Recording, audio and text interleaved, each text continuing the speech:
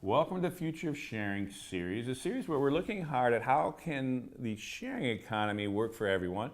And in an expanded way, over the last couple of years, we've been looking at the sharing economy. We've been looking at the future of the platform economy. And in a similar way, how do we actually make it work better for everybody? I'm Pete Lyden. I'm the founder of Reinvent, the media company that's driving the conversation. And we're doing this whole series in partnership with Airbnb. Airbnb is genuinely interested in driving new ideas in this space and getting a better handle on where this is all going. And today, as we're kind of coming towards the end of our series, which has now been going for 2 years now, more than 2 years now, we're talking to thought leaders in all kinds of different fields. We're actually talking to Alex Tapscott. And Alex is a blockchain expert. We're going to be going deep on blockchain today. He is the co-author of Blockchain Revolution, how the technology behind Bitcoin is changing money, business, and the world. He's a co-author with his actually father, Don Tapscott, well known in many tech circles for many years of defining kind of staking out the new space in all kinds of different technologies. And he is also one of the founders of the Blockchain Research Institute, which we're going to talk about a little bit today as well. So, Alex, good to see you. Nice to see you too, Pete. Take it. We were reminiscing the last time we saw each other was at the Democratic National Convention leading up to the election of 2016, a long time ago, we can say, in that way. Feels like a different lifetime. Totally. We're going to get into the book in a minute here, but tell a little bit about this blockchain, just the Blockchain Research Institute. Before I introduced it there, I was just giving a little sense of what you're doing out there. Yeah, absolutely. So the Blockchain Research Institute was launched right around this time last year, 2017. And it was very much the brainchild of me and my father and co-author, Don Tapscott. And basically, we saw this demand or this need in the market to understand what this technology meant for businesses, for governments, and for society. The technology of blockchain is something we spent a lot of time discussing in the book Blockchain Revolution, which came out the year prior. And we noticed that there was this huge groundswell of business leaders and government leaders trying to see and understand how it applied to what they did. And at the time, there weren't many organizations that were really focused on doing that. So we launched the Blockchain Research Institute in response to that demand. The Blockchain Research Institute is conducting what we consider to be the definitive study into blockchain opportunities, challenges, and use cases. We have currently over 50 companies and governments as members, companies like IBM, Accenture, Fujitsu, Tencent, NASDAQ, TMX Group, the Government of Canada, and a number of other large organizations. And we have a faculty of over 40 research associates or faculty members that are looking at the way that blockchain is going to change, well, just about everything, honestly. The research divided into basically two categories. So category number one is looking at industry verticals. So what does blockchain mean for manufacturing, for financial services? How will it impact the media business, healthcare, et cetera? And then we're also looking at how blockchain is going to change the nature of roles within organizations. So what does it mean for the chief marketing officer, for the CFO, the CIO? How does it affect supply chains? What does it mean for senior management? And then we're also doing a number of deep dives into some key topics that people are very much interested in, such as what will the impact of cryptocurrencies and blockchain be on central banking? How will it impact the Internet of Things? What's the result of blockchain's impact on the sharing economy, et cetera? And we have, as our faculty, some of the leading minds in the entire world on this stuff. So the person who's leading our study into smart contracts, which is a subject I'll get into in just a minute, is Nick Szabo, who quite literally invented the concept in a 1998 paper. We've got the former chief information officer of UBS, who's looking at the impact of blockchain on the role of the CIO. So he's more qualified, arguably, than anybody in the world to do that. So we've got this terrific team of people, and we're producing what we think is industry-leading and very new content that we hope will help to drive business decisions or leadership decisions inside of organizations. And I know you're based in Toronto. Is the Institute technically there, or is it kind of a virtual thing, or how do you think about it like that? Yeah, so our head office is based in Toronto. I'm actually here right now. You can see behind me. So we try and cultivate a very casual atmosphere here. We've got bricks and beams and all the usual stuff you see from a startup. Exactly. we have a team of 8 people in Toronto. So that's all the senior staff as well as the administration team. And the faculty itself is spread all over the world. So we have people in Europe, in the United States, in Latin America, and Asia. Basically, I think every continent except Antarctica. We actually have a couple of affiliate organizations, including the Blockchain Research Institute in Brazil, which is a separate sister organization that's doing similar work with organizations in South America. So yes, it's decentralized, which is a key theme of this technology, and so too is an organizing principle of this company. Okay, so as we kind of go for the deep dive here, and you've probably been asked this a bunch of different ways in different kinds of audiences, but I'm assuming you got a pretty good way to talk about it. So if someone was trying, a smart person, we kind of have sophisticated audiences follow these kind of blockchain, or these podcasts and interviews we do, but they're all trying to wrap their heads, a lot of people are trying to wrap their heads around blockchain. So how would you orient someone if they're trying to kind of engage this and really understand its implications, again, beyond cryptocurrencies, although we'll talk about that at some point. But the point is just orient people a little bit here as we get into the meat of the conversation here. Yeah, the reason that blockchain has me so excited and why I think it's becoming the topic du jour in a lot of circles is that it very much represents an evolution of the internet.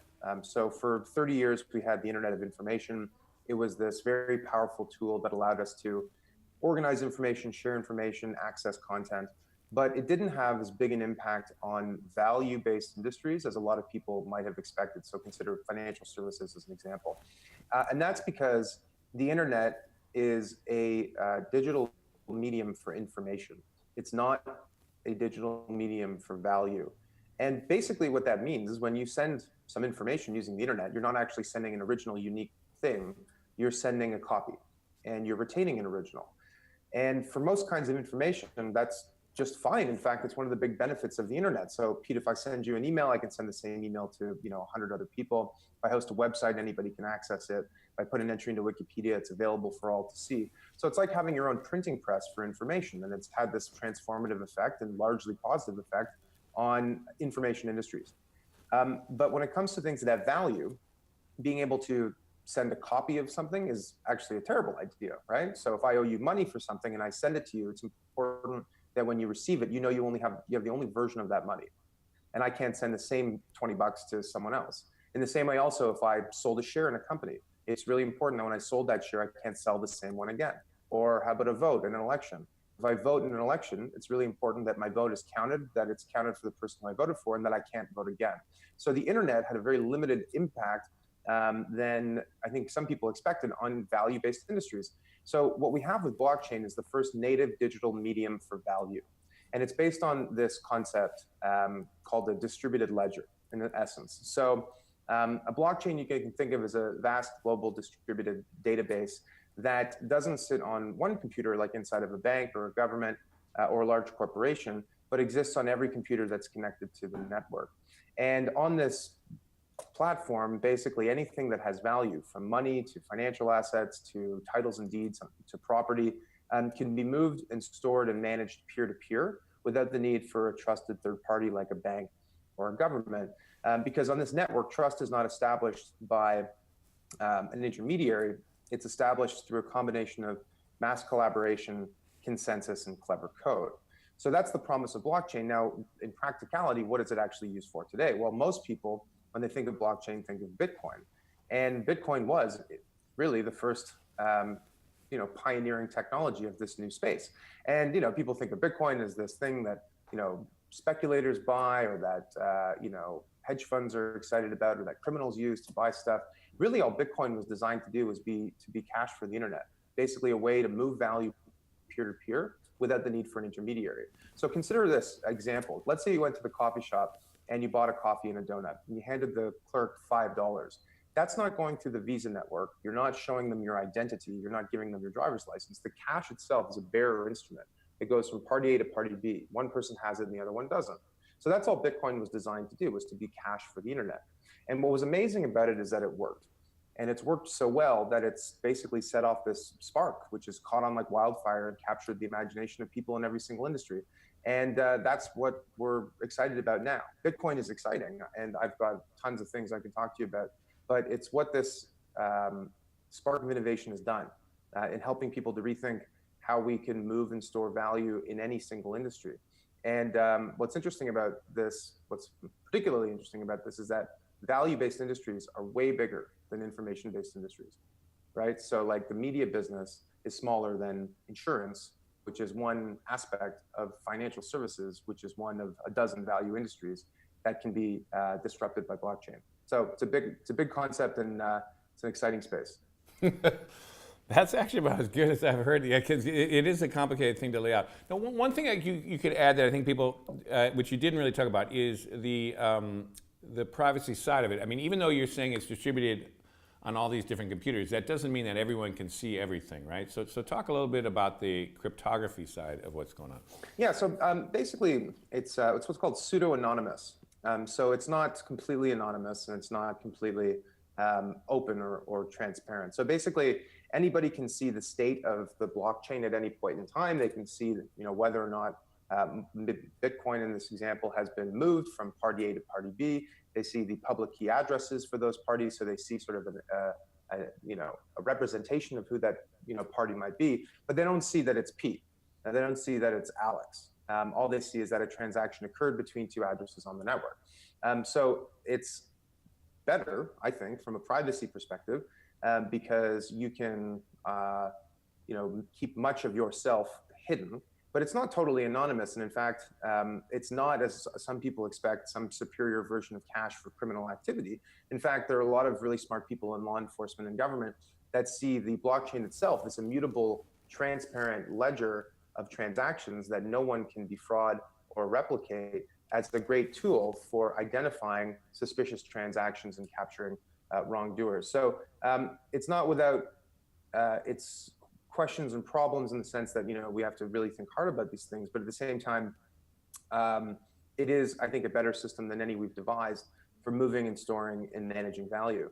And the other thing too is that it's extremely difficult to hack.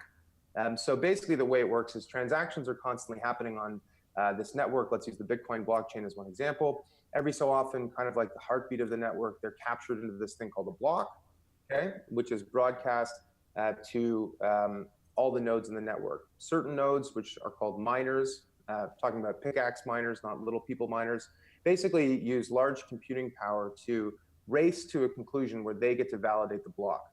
And for doing that, they get rewarded with new Bitcoin. So once the whole network is agreed on the state of the block, that block is then added to the previous block, which is added to the previous block, which is added to the previous block, hence why it's called a blockchain. That blockchain exists on every computer that's connected to the network. Now, here's why it's difficult to hack. If you wanted to hack it, say send the same money twice, it wouldn't be as easy as getting through a firewall in a centralized server like inside of a bank and moving a number in a spreadsheet. You'd actually have to rewrite the entire history of commerce on the blockchain, and every block going all the way back to the beginning of time. And you wouldn't be able to do that just on one computer. You'd have to do it on every single computer connected to the network. And you'd have to do it in about a 10-minute interval, because after that, a new block gets added and you have to start all over again. So it's not unhackable. Nothing is unhackable, obviously, but it's a better system than any that we've devised, because it distributes trust across the network rather than putting it in the hands of one single entity. And that is a categorical shift in the way we think about trust in the economy. For as long as there's been a system for organizing value, we've relied on intermediaries to act as those trusted arbiters in transactions. Now we have the ability to do it peer-to-peer. And that means applications in just about any single industry where value moves between parties, which is everyone, essentially. So basically what you're saying is it's almost like a paradigm shift in trust from the middlemen trusted elites, essentially, in every field. It's like what's true is somehow tried to be validated at some level by somebody at the core, some middleman, something. And it actually works it in a way that actually all those folks, the value of those folks actually, at least theoretically, could get undermined and redistributed through technology. Is that a fair way to say that? I think that's true to a point. I don't think that blockchain is some panacea that's going to solve all the world's problems. And I do think that there's still going to be an important role for companies and governments to perform services and add value. But if your job is to sit in the middle of a transaction and enable money or value to move between two parties, and you capture a fee by acting as a rent seeker, then you're due for a rude awakening. I mean, I think that aspect of commerce is going to be automated and replicated on the blockchain. And it's going to massively reduce friction, and it's going to massively reduce the profitability of those entities and companies that do that. Now, having said that, I think that there are at least as many opportunities for re-intermediation as there are for disintermediation, meaning that there are certain parts of the industry where you might find that you're no longer adding value, but there could be many more opportunities where you could put yourself back in the middle. So I like to think of it sort of in these three categories. And this is something you generally hear from people in the banking world, which is that you can look at it in one of three ways. Number one is to say, this technology is not going to impact my business, or I don't understand it. Either way, I'm going to ignore it, right? That's a choice that some people make. I wouldn't recommend that. Increasingly, what a lot of people in the financial industry are saying is, actually, I could use blockchain as a way to reduce my own reliance on other third parties and reduce the friction and complexity in my own business. So maybe that could mean big savings. And you see reports from banks and consulting firms saying blockchain could cut X number of billions of dollars from whatever industry. And that's fine. And I think it's important to make things real. You actually have to apply something to your business in order to see how it's going to work. The only problem, though, is if you only think about how a technology is going to change the way you do business today, you're going to miss out on how it could transform your industry in the future, right? So rather than focusing on existing use cases, think about how it could enable you to do things that were previously impossible. How could it enable you to offer new products or services to new customers in new markets? And that's the way that I think the companies in this space, the incumbents, the one who already have an entrenched position, are going to be able to step forward and succeed. Now, easier said than done. Clay Christensen has this expression called the Innovators Dilemma. And it's extremely difficult for people who make money to disrupt themselves because the immediate risks outweigh whatever long-term benefits for them personally. The only problem is that a lot of these intermediaries, as we know them today, don't realize it, but they're actually standing on a burning platform where the cost of jumping is less than the cost of staying put, because if they stay put, eventually they're going to find themselves disrupted from their own industry. Okay, so this is perfect. So let's transition to the sharing economy world, where we've been doing a lot of our deliberation in this series. And you've literally talked about how, in other contexts, how you could basically create a true sharing economy through blockchain. I mean, so talk a little bit about how this would apply into that world that our people know so much about right now. Yeah, absolutely. So this concept of the sharing economy has come out of nowhere sort of over the past 5 years and has led to the disruption of a lot of different industries. You see these stats: the biggest cab company doesn't own any cabs, Uber; the biggest accommodations provider doesn't own any hotel rooms, Airbnb, etc. And it's a nice notion that all of these companies or that everybody who uses these platforms is sharing in the value that's getting created. Unfortunately, it's not entirely correct. Companies like Uber and Airbnb are successful, not so much because they share, but because they don't share, because they aggregate excess capacity. In the case of Uber, it's drivers and cars. In the case of Airbnb, it's rooms in people's homes. And they organize this capability and they provide this service through a centralized platform, then they capture a whole bunch of the value. So in the case of Uber, for example, the fees can be anywhere from 10 to 15 to 20%. Now, you might say that, well, the driver's taking home 80 cents on the dollar, so really the sharing economy is working in the sense that these people are participating in the value they're creating. The only problem is that the $65 billion of value that Uber has created is not being shared amongst the people who use it. It's not being shared by drivers or passengers. It's being aggregated by a smaller group of stakeholders. Now, that is not to say that they're not great businesses or that they don't provide a great service or that they're not going to succeed. But I don't think that it's fair to call them sharing economy companies. I think you should call them aggregators. So could we build a true sharing economy that does work for everyone using this technology as the basis? And in order to explain this, I need to explain a couple of concepts very quickly. The first is a smart contract. So basically, a smart contract is computer code that can mimic the logic of a business agreement with guaranteed execution, enforcement, and payments, where you don't need courts and bankers and companies and other intermediaries to enforce the terms. This is a concept that was developed by a computer scientist named Nick Szabo, and it was employed for the first time on the Ethereum network. So Ethereum is something that people hear about in the context of Bitcoin. They really are quite different. Bitcoin is designed to be, a monetary instrument, cash for the internet, a store of value, a way to make payments. Ethereum is a platform to build and run applications that use these things called smart contracts. So you can have a smart contract that can replicate anything from a prediction market to a stock exchange to a casino to a supply chain. It can be employed in lots of different ways. So with smart contracts, we can begin to use some of the business logic of blockchain into the sharing economy. And I'll explain how I mean that in just a second. The second concept is the idea of a sovereign digital identity. So the way it works today is that there is a virtual me, but the virtual me is not owned by me. It's owned by Facebook, Google, Amazon, Apple, my bank, my government, a million other companies. And it turns out that that virtual me knows me better than I know me.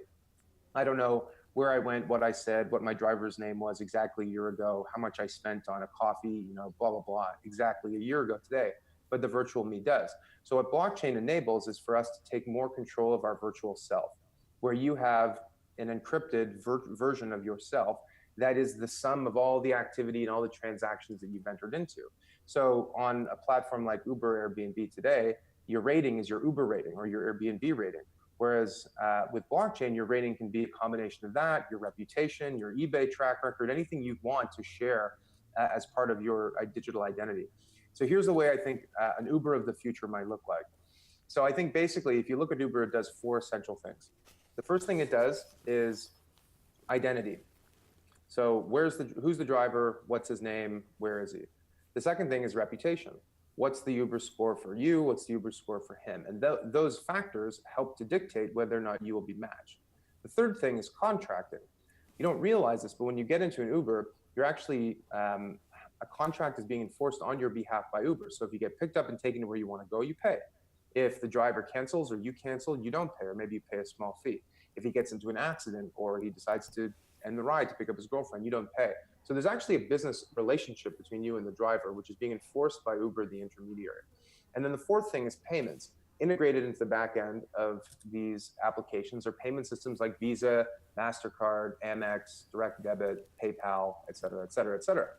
So if you look at these four things and ask yourself, well, what role, if any, could blockchain have in changing these four things? Well, I think they could change them all. So your identity and reputation doesn't need to be just your aggregate Uber score. It could be a combination of many rich attributes that you provide the consent to share on this kind of a platform. Contracting can be something that can be done via a smart contract. So I log into this new version of Uber, and I say I need an SUV because I need room for my hockey team, and I need to take a toll road because I'm late for practice. And all of those different things will be programmed into this agreement, which will lead to the car of my choice arriving and picking me up. And then I wouldn't make a payment until I was delivered to my destination. And then the payment component of it, built into the back end, are Bitcoin, Ether, all these native payment systems that allow me to move value peer-to-peer from me to the driver without the need for an intermediary. So all of that means that Uber and Airbnb and these kinds of companies could potentially employ this technology and radically reduce the friction and complexity of their business, and maybe drive more money to the bottom line. And maybe that's what's going to happen. Maybe blockchain will be used by incumbents to become more profitable. The alternative reality is one where someone else does it instead, and maybe it isn't a company, maybe it's a driver-owned collective.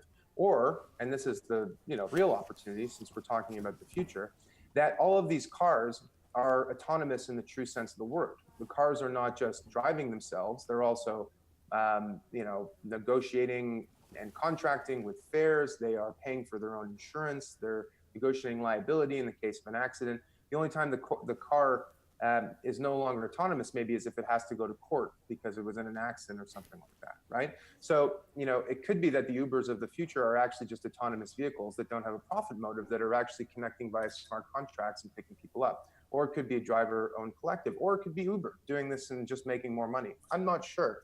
But the point is that the technology itself, I think, is going to have a very profound impact on the sharing economy as we know it today. Fascinating. Well, given you just could we just walk through that same logic? You kind of did it in the ride sharing, whether it's Lyft or Uber or there's a bunch of them now, other places too, and worker collectives and all that.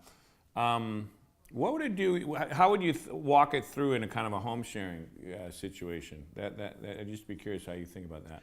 Well, I think the same thing would apply, those 4 different categories. So your reputation and identity, again, you're opting in to use the system. So when you share your identity, you're sharing information about yourself, which will attest to your reliability.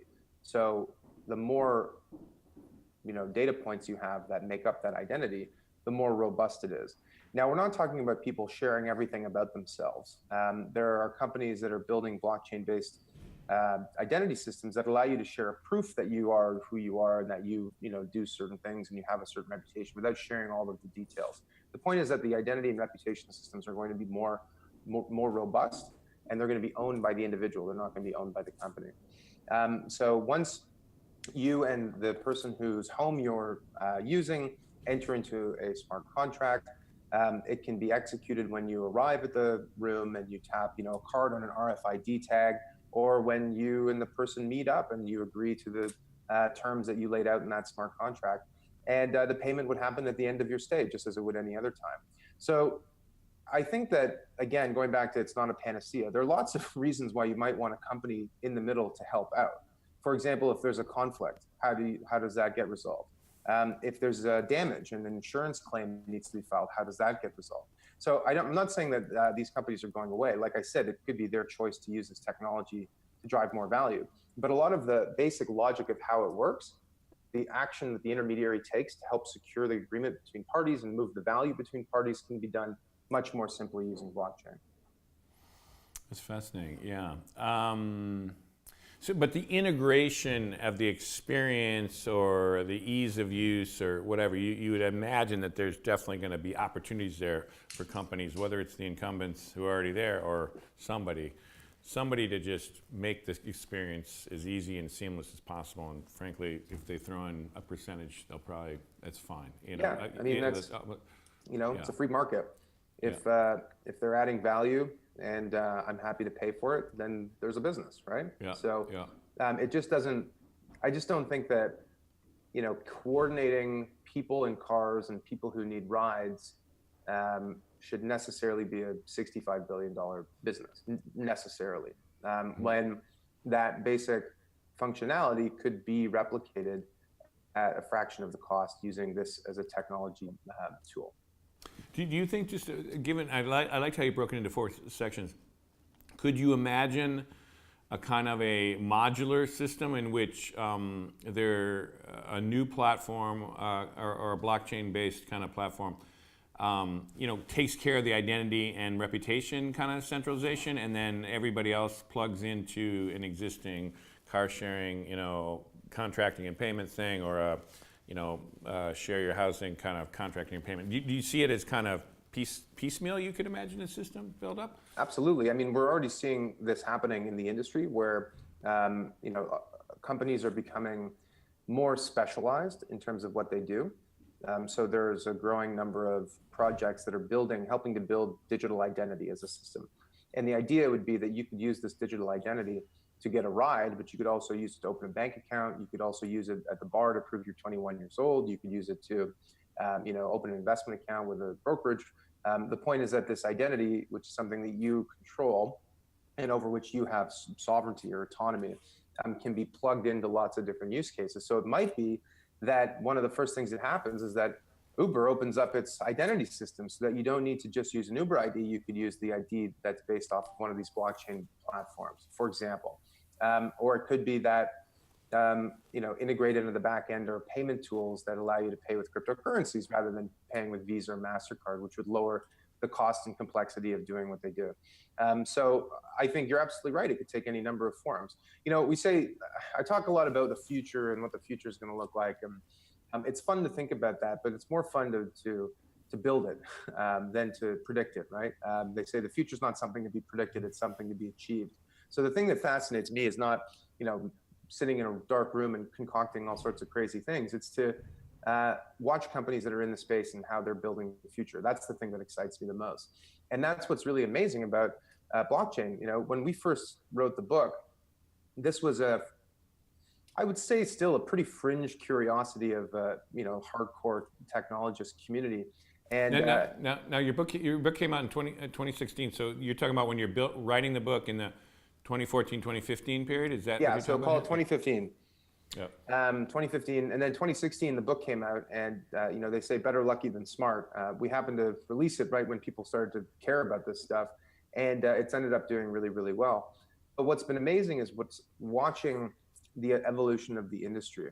So when we first wrote the book, the first draft of the book went to the publisher in the fall of 2015, and that was 3 weeks after Ethereum launched. And we were actually in the offices of Consensus Systems based in New York to see what's called the Genesis block getting mined. So basically the first block in the blockchain being created and effectively launching this technology.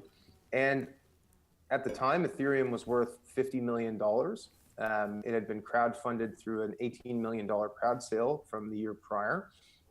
We were in the offices of Consensus. There were 4 people in the room. That was their entire New York presence. And another 35 people online and on Skype and Slack and other channels.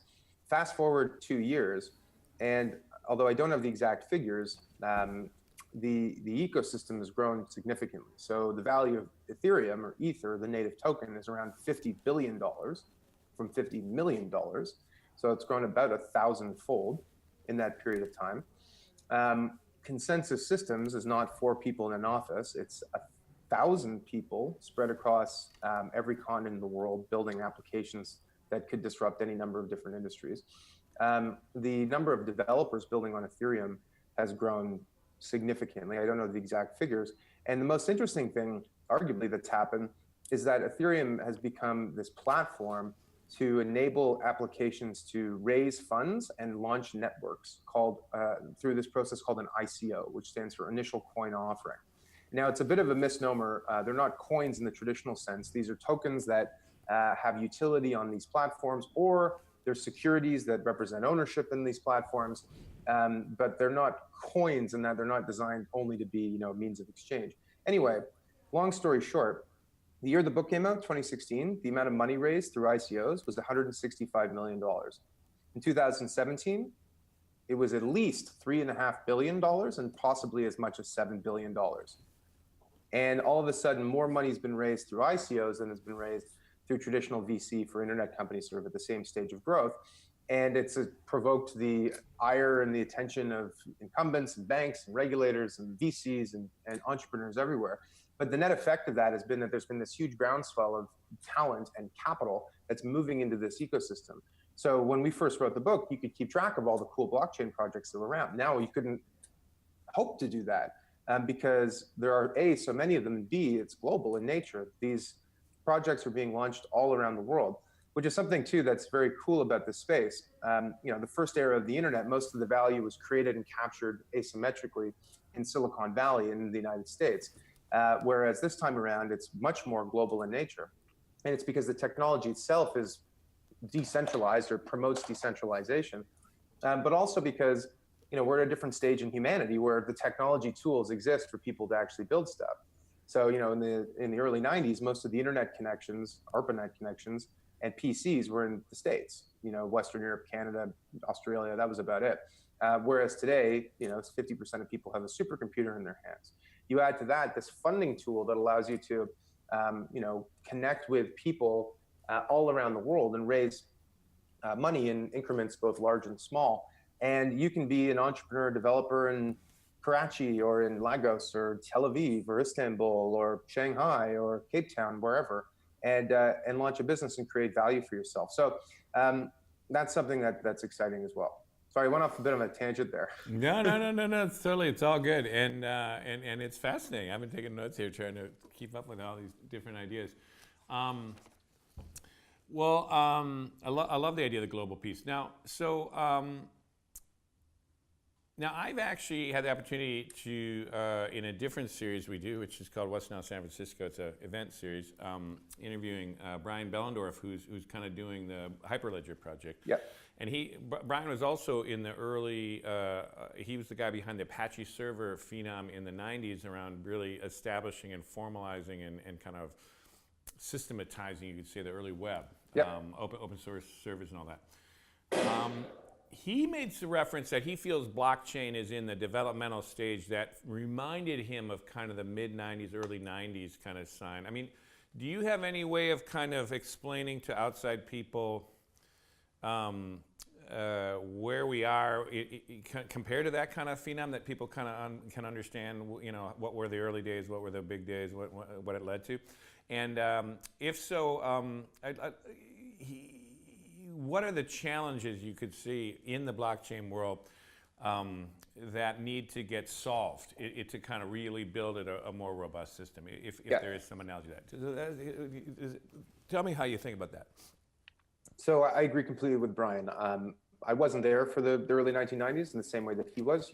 I was just a kid. He was out there building stuff. But the comparison, I think, is definitely an apt one. You know, the first killer applications for blockchain are only emerging now, just as the first sort of killer applications for the internet were only really emerging in the early 1990s. And so the 1990s equivalent, I think, would probably be the web browser. You know, before the web browser, there wasn't an easy way to organize and access the information that was connected using this common information protocol. And that helped to, you know, create the .com boom and the cloud and everything else that we kind of know today. So I think we're seeing the same stuff happening now. We're still not at the web browser stage, honestly. So I think if anything, we're probably at the 1993 stage of the development in internet parlance. And it is exciting, but there are lots and lots of challenges. In fact, there are so many challenges to this that when we did write the book, we dedicated an entire chapter to them. We called it Showstoppers, Why Blockchain Might Fail. And we listed them all, and they're substantial. So the first one is technical, right?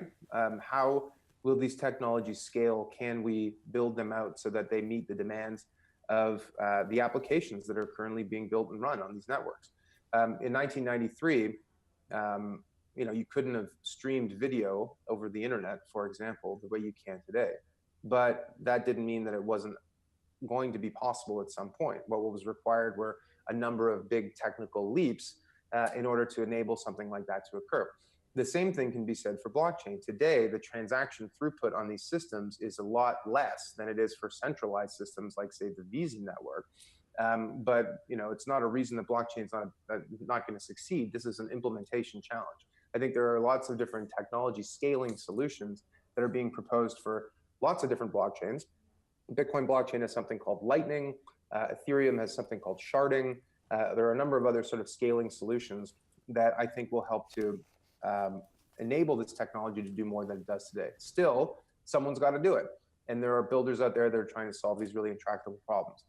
There are questions about what regulators will do and how they will react. And a lot of this, people think about this in the context of ICOs or financings. And to be sure, like, that's an important part.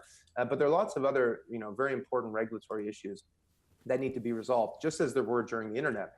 You know, during the internet, there was questions over whether or not people who launched websites ought to be regulated as broadcasters. And there was a suggestion that maybe if you had a website, you needed to get a citizens band radio license. So I think at the time there were, you know, a few hundred of those available. Had we put a rule like that in place, it would have severely limited the growth of the internet in the United States. Now, it wouldn't have meant that the internet was just not going to happen. It just would have meant it could have happened somewhere else.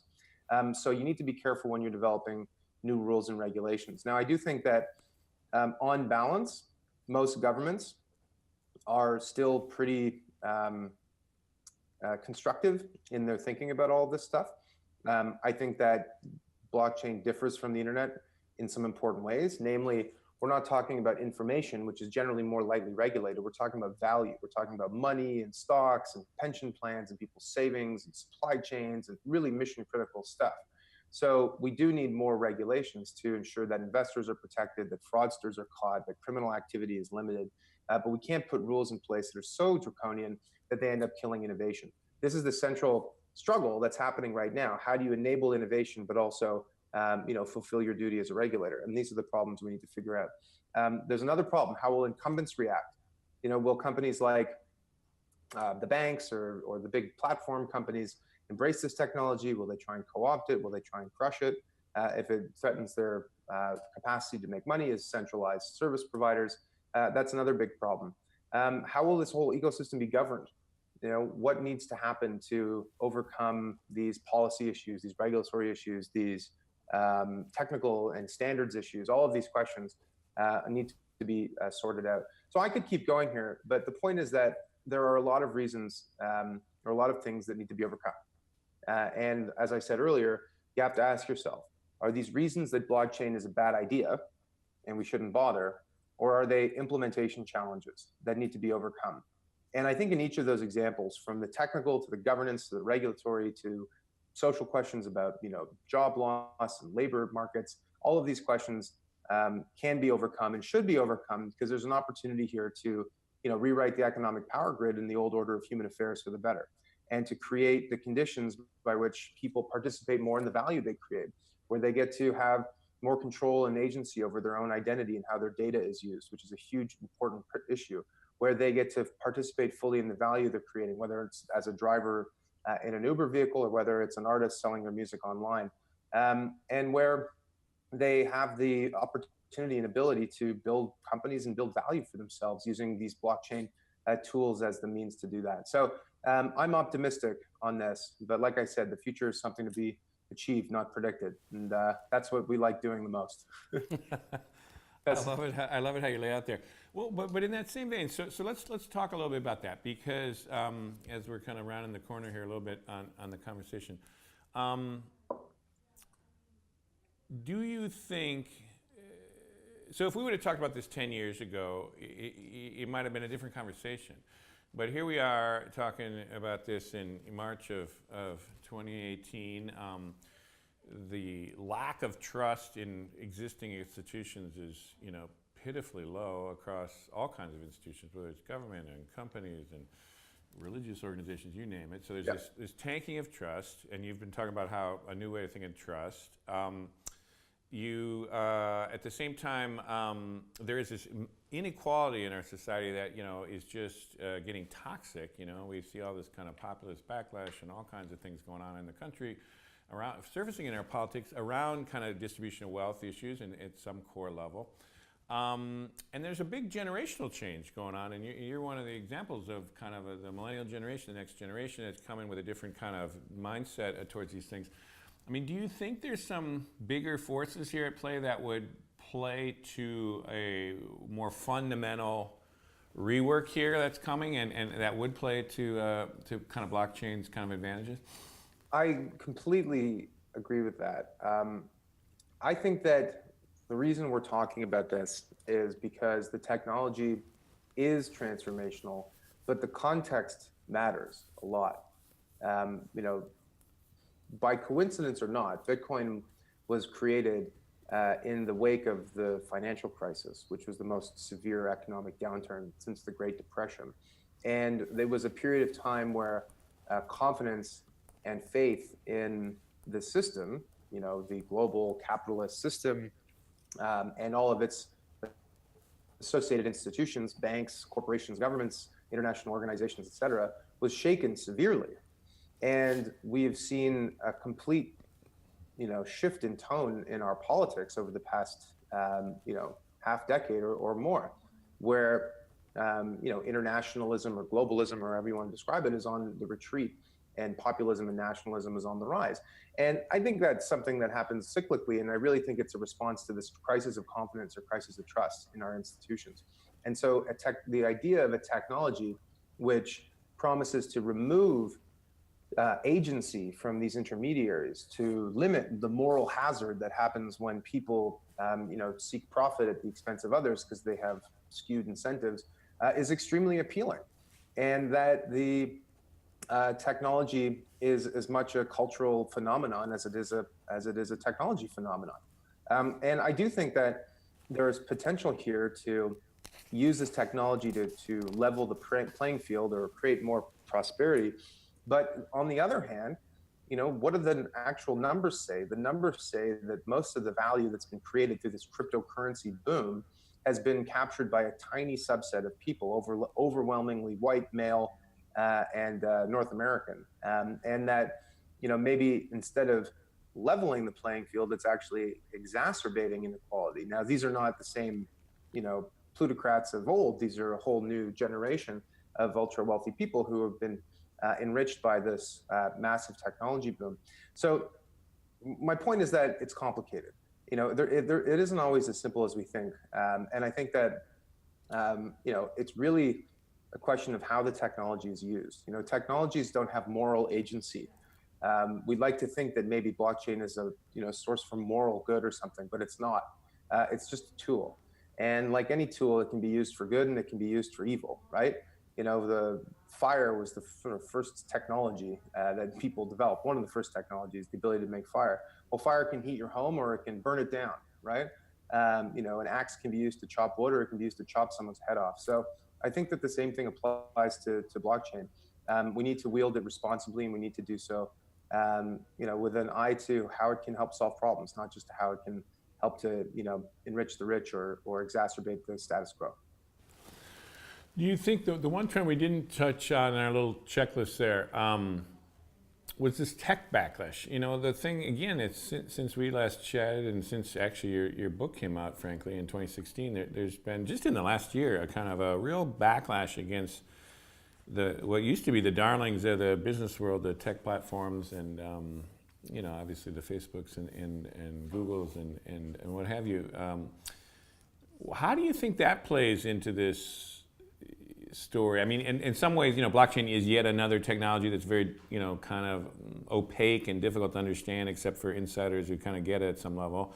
But on the other hand, it's decentralizing. It's trying to kind of undermine those kind of, the incredible kind of centralization of wealth through these platforms. Anyhow, just to play out to me, what's your thoughts on how this plays into the story of blockchain, the backlash? Yeah, well, I think that what's happened over the past 20 years is that data has become the most important asset class in the economy. Data is to this economy what oil or natural gas or plant and equipment was to the industrial age, or what land was to the agrarian age. But what's different about this resource is how it's created. The data is created by the users. And there's a saying, if you're not paying for the product, you are the product. And what's happened with a lot of these platforms is they've just become massive data aggregators and what we call data frackers, which is basically they aggregate all this data and they use big computing power to open it up and explore it and use it to sell advertising or to deliver new products and services. And yeah, I mean, I think I don't know when this is going to get broadcast, but what was in the news recently was a story about Cambridge Analytica, who were able to get access to 50 million Facebook profiles unauthorized in order to devise psychological tools to exploit the American electorate during the election. And I think people are sort of hit that ick factor where they realize that this data that they leave all over the internet is not theirs, and they have no control over it. They have no control over how it's used or who uses it. And they are beginning to realize that when they interact with these platforms, they're actually being surveyed in a way, that their every actions and activity are being harvested and used against them in a certain way. So I think that the backlash is not so much against technology, it's against centralization. And it's this concern that people are creating this most valuable asset class ever, but they're not owning it, they're not controlling it. And that's problematic. It's problematic because you can't use it to organize your life, you can't monetize it, and it can be used to undermine your privacy or your rights. So the question is, can we build decentralized applications that basically replicate what a lot of these centralized services do, like Facebook, Twitter, and others, but where the individual has the ownership and control over their own identity, and where they decide how much and to whom their information is shared. And I don't know if that's going to happen, Pete. I think that there's a couple of issues to that. Number one, Pandora's box is already opened. It's not like you can take what's already out there and claw it back. I think information about you and me that's on the internet would be there forever.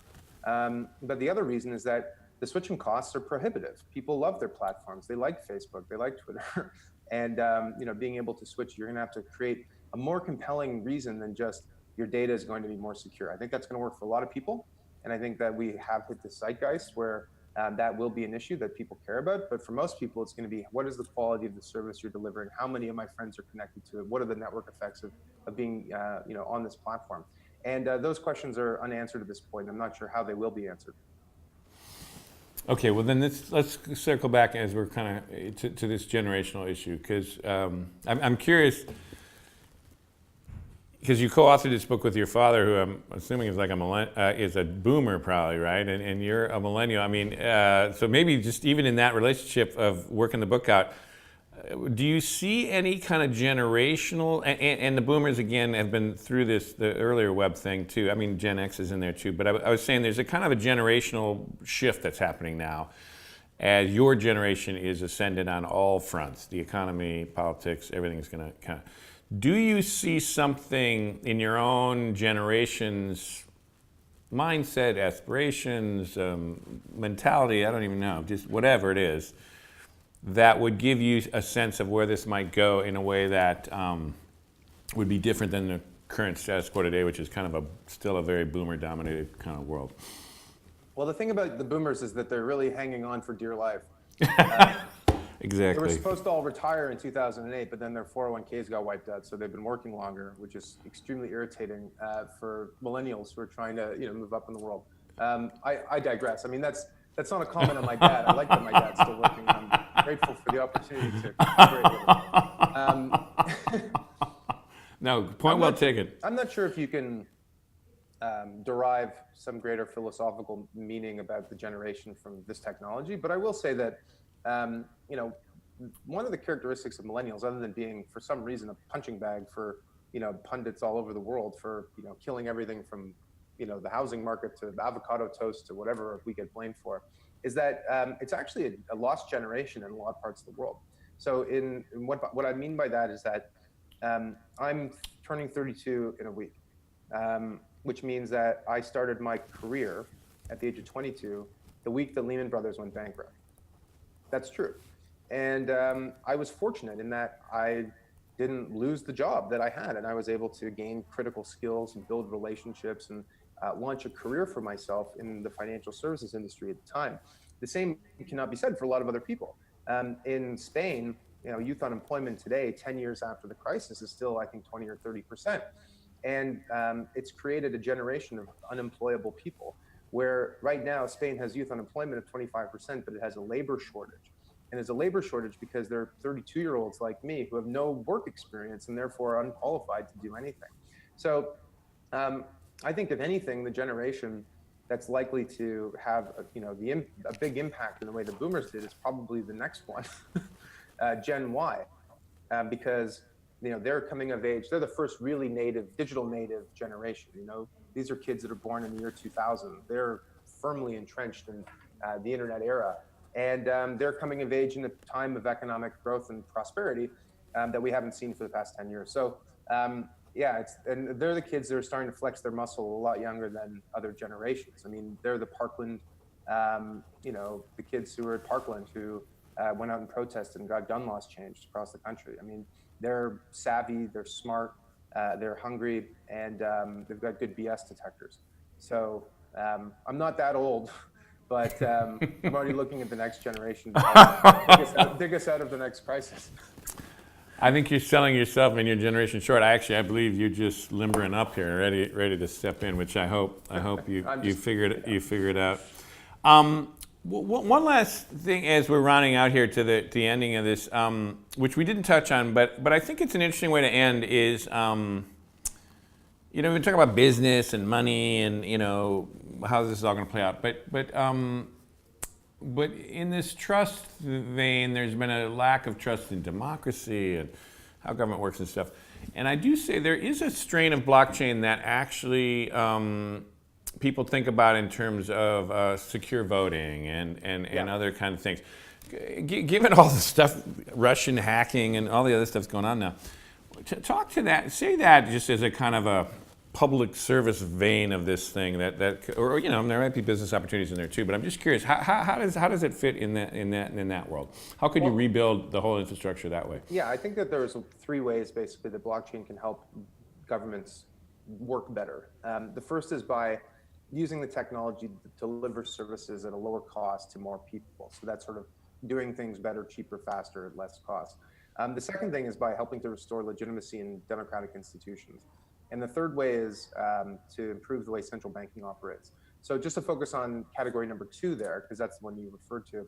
I think that right now there's a crisis of confidence in our democratic institutions and in governments. I think people feel that elected officials don't represent their interests. And I think they've got a lot of reasons to feel that way.